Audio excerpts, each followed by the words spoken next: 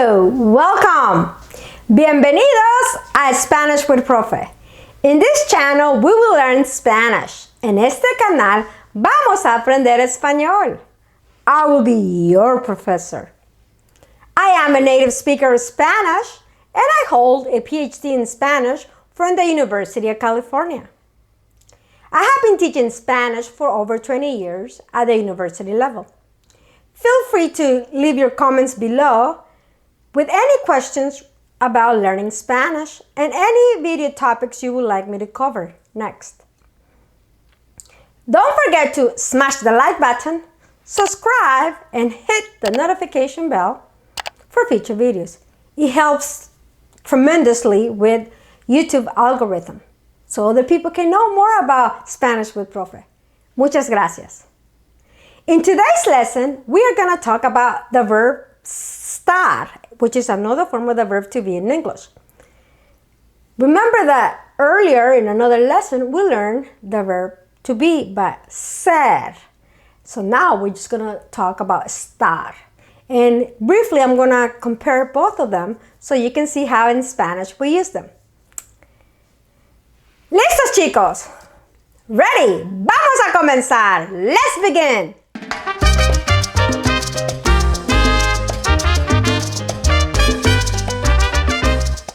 So, estar means to be. And estar, just like ser, it is an irregular verb in Spanish. Estar is estoy, estoy. The first person, yo, is irregular. And then the other ones will be regular. And pay attention because estás, tú estás, the A has a tilde. Él está, ella está, usted está. And for another lesson, we learned that usted is the formal way to say you in Spanish, but this usted could refer to a she or a he. Excelente. So, recuerden, let's go back. Yo estoy, and remember that in another lesson I mentioned that since in Spanish, verb conjugations like yo, tú, and nosotros are very distinct. You don't need to put the yo in front of the verb or the tú in front of the verb conjugation or the nosotros in front of the verb conjugation because it's very distinct. Unlike the third person, él, ella, usted, that's why you need to have those because the él, ella, usted are sharing the same verb conjugation and the same thing with ellos, ellas, ustedes. So let's begin. Yo estoy. You can say estoy. You can say tú estás, but you can say estás. Él está. Ella está. Usted está. We use estar to talk about location. Estoy en casa. Estoy en la universidad. I am at home. I'm at the university. Estoy en los Estados Unidos. I am in the United States. Estoy en España. Estoy en Francia. Estoy en Finlandia. Estoy en Suecia. Estoy en Japón. Estoy en China. Estoy en Corea del Sur. Excelente. Muy bien. Entonces, estoy means I am at a place. Estoy. So now, let's go back. Nosotros. Nosotros estamos. We are. Estamos en casa. We are at home. Estamos en casa. If you notice, the preposition en means at a place. Estamos en casa. Ellos están. Ellas están. Ustedes están. So we're going to talk about estar to talk about location or estar to talk about health. Estoy enferma. ¿Estás enfermo? Are you sick? ¿Estás enfermo? And the answer is no, no estoy enfermo if it's a male or no estoy enferma if it's a female. And well-being, ¿cómo estás? ¿Cómo estás? How are you doing? Oh, estoy muy bien. Estoy feliz. Estoy contenta. Excelente, muy bien. I am happy. Yes, well-being. Muy bien, entonces vamos a ver. So, estoy is used to talk about location. Estoy, estás, está, estamos, están. Remember that once again, in Latin America, we do not use vosotros, but if you go to Spain, you will use vosotros. But, so, keep that in mind. So, estoy, estás, está, estamos, están. ¿Dónde estás? ¿Dónde estás? And you answer, estoy en casa, estoy en la biblioteca. Do you know what biblioteca means? Yes, the library. The library. Very good, very good. So if you notice, with another lesson we learned ser. And with ser and estar, they both mean to be in Spanish, but we use them differently. And if you notice, with estar is estoy, estás, está, estamos, están. It follows a pattern. Unlike with ser is totally weird. It's totally irregular. And you say, eres, but you begin with yo. So, soy, tú eres, él es, nosotros somos, ellos son. And like I said before, with the verb ser, we use it to talk about identity. Soy Spanish with Profe. In occupation, soy profesora de español. Origin, soy de los Estados Unidos. Y recuerden, in another lesson I told you about time. Son las 4:35. So with ser, we use it to talk about origin, identity, telling time, and occupation. Excelente. And with estar, we talk about location. Estoy en casa. Estoy en los Estados Unidos. I am in. So remember, estoy en los Estados Unidos versus soy de los Estados Unidos. So the preposition en means out of place or in a place versus de means from. And we use ser with de, and en we use estar. Excelente, muy bien.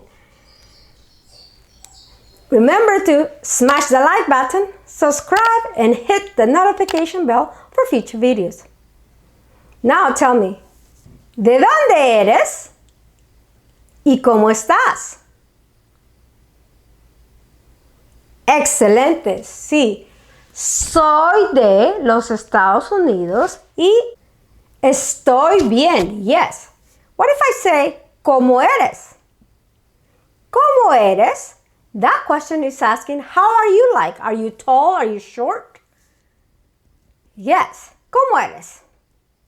Oh, a description. Soy simpática. I am nice. Soy simpática. Muy bien. Excelente. Entonces, recuerden que en español, ser and estar, they both mean to be, but we use them differently. So let's continue with our lesson with estar. So remember that estar is used for location. So we're going to use estar to talk about where we are at in relationship to other spaces or to other people. So we're going to use the following prepositions to talk about and use estar. Vamos a ver. Let's see. Al lado de. Next to. Yo estoy al lado del perro. I'm next to the dog.